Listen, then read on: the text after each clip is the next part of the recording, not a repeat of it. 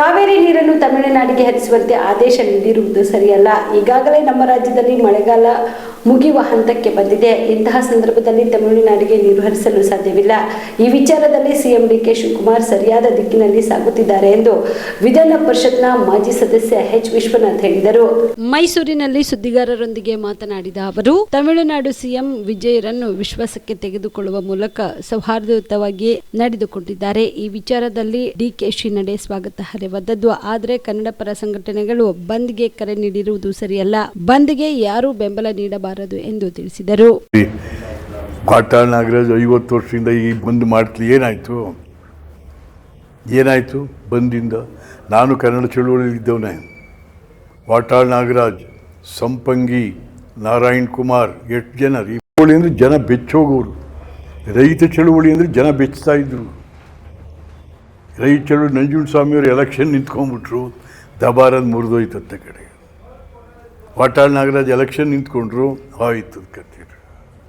So ಇವರು ಅಧಿಕಾರದ ಆಸೆಗೆ ಈ ಸಂಘಟನೆಗಳು ಇದೇವೇ ಹೊರತು ಜನರ ಆಶಯಗಳಿಗೆಲ್ಲ ಅಂತಕ್ಕಂಥದ್ದನ್ನು ಜನ ಅರ್ಥ ಮಾಡಿಕೊಂಡ್ರು.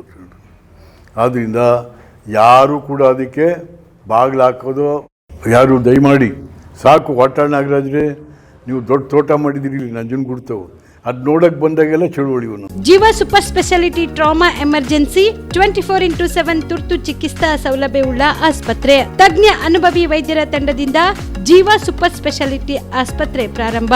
ಕಲಬುರಗಿ ಮೂಲದ ವೈದ್ಯರು ಬೆಂಗಳೂರು, ಹೈದರಾಬಾದ್, ಮುಂಬೈನಲ್ಲಿ ಕಾರ್ಯನಿರ್ವಹಿಸಿದ ತಜ್ಞ ವೈದ್ಯರ ತಂಡದಿಂದ ಇವಾಗ ಕಲಬುರಗಿಯ ಜೀವ ಸೂಪರ್ ಸ್ಪೆಷಾಲಿಟಿ ಆಸ್ಪತ್ರೆಯಲ್ಲಿ ಗುಣಮಟ್ಟದ ಚಿಕಿತ್ಸೆ.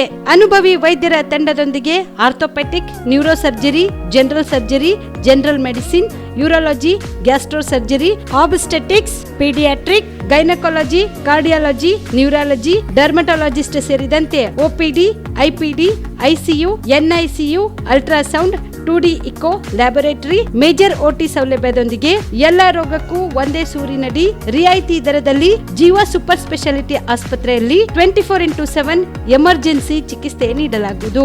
ಹೆಚ್ಚಿನ ಮಾಹಿತಿಗಾಗಿ ಸಂಪರ್ಕಿಸಿ ಜೀವ ಸೂಪರ್ ಸ್ಪೆಷಾಲಿಟಿ ಆಸ್ಪತ್ರೆ, ನ್ಯೂ ಜೇವರ್ಗಿ ರಸ್ತೆ, Santosh colony, Kalaburagi. Mobile number 9380736005 ಗೆ ಸಂಪರ್ಕಿಸಿ.